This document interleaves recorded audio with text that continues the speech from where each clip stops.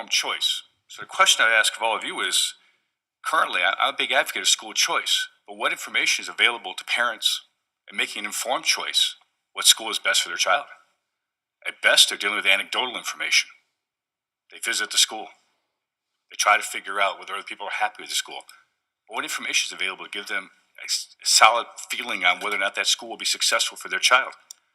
Choosing a college, one of the most expensive decisions a family will make.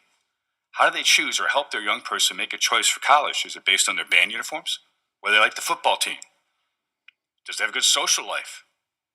But where's the quality data telling them that this is the likelihood of a successful outcome, a return on their investment for going to college? There's been a lot of effort. I put forth a bill, a College Transparency Act, which Lord knows I know has raised some concerns regarding privacy.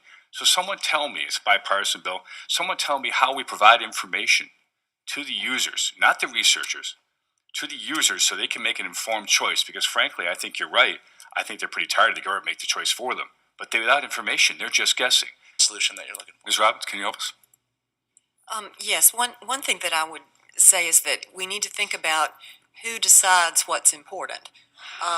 There are some pieces of legislation that indicate that what is important is how much money people make. No, but yeah, I understand. But and that is certainly important to a lot of people. That is the number one thing. To other people, it's really not.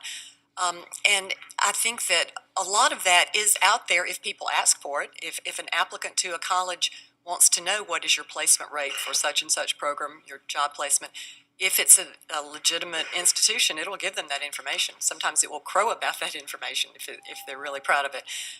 So if a college won't give it to you, then that's a huge red flag.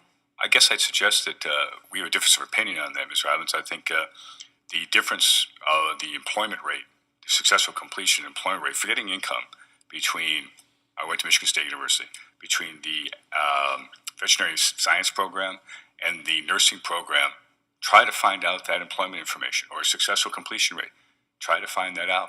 Try to find out from a university in your or community college in your district.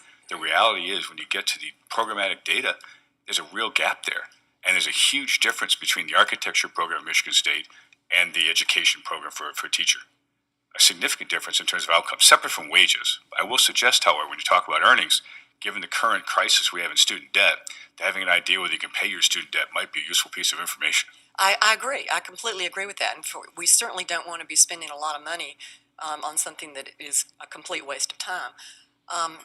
But the concern that I have with the College Transparency Act is that it does not require consent of students to be sucked into the system.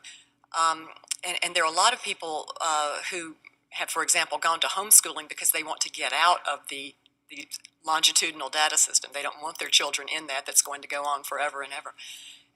But with CTA, for example, once you go to college, you're in it. You're in a tracking system, and you don't have you wouldn't even know that this is happening.